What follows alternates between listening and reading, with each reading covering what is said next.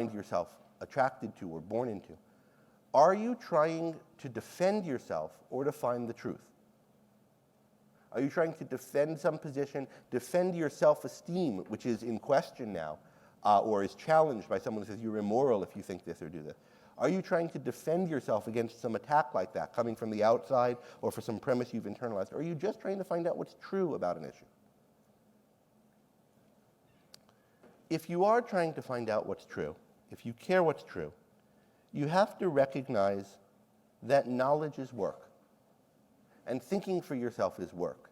And all kinds of tribalism, all kinds of collectivism are ultimately attempts to short-circuit the work that's necessary, to get out of it. Now, I gave a whole talk, and it's available on YouTube, called Thinking Objectively, around this theme of knowledge is work. And I talk about the types of work involved. And I'm just going to say a little bit here to concretize this theme that knowledge is work. There are two basic components of the work of trying to get to know something.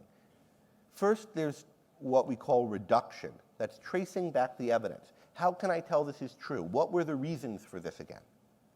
And then there's integration, which is connecting it to the other things you know or think you know. Reduction is backward looking. How did I get here? What's the grounds for this? And integration is forward looking. Where can I go cognitively with this idea, supposing it's true?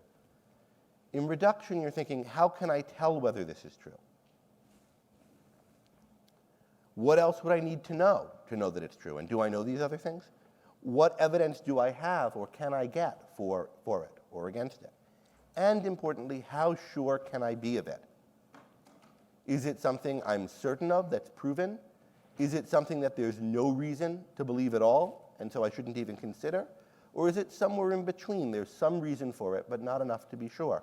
And where do I put it on that list? So part of what you're doing when you're asking questions, when you're thinking, is this work of trying to tell what is the evidence, how can I evaluate it? How sure can I be of the conclusion based on the evidence?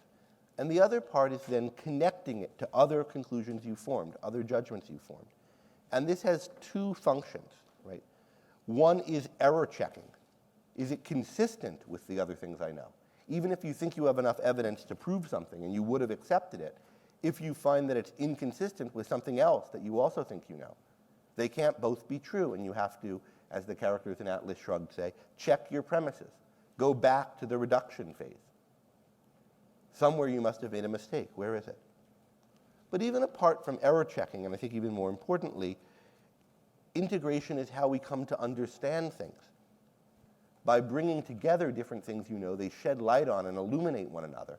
And you get not just a collection of facts held like a pile discretely, but a system where each element illuminates the whole. But it's work to form such a system. It's work to check that each of the premises is true. It's work to put them together and see how they form together. And that work consists of asking the kinds of questions we were talking about earlier.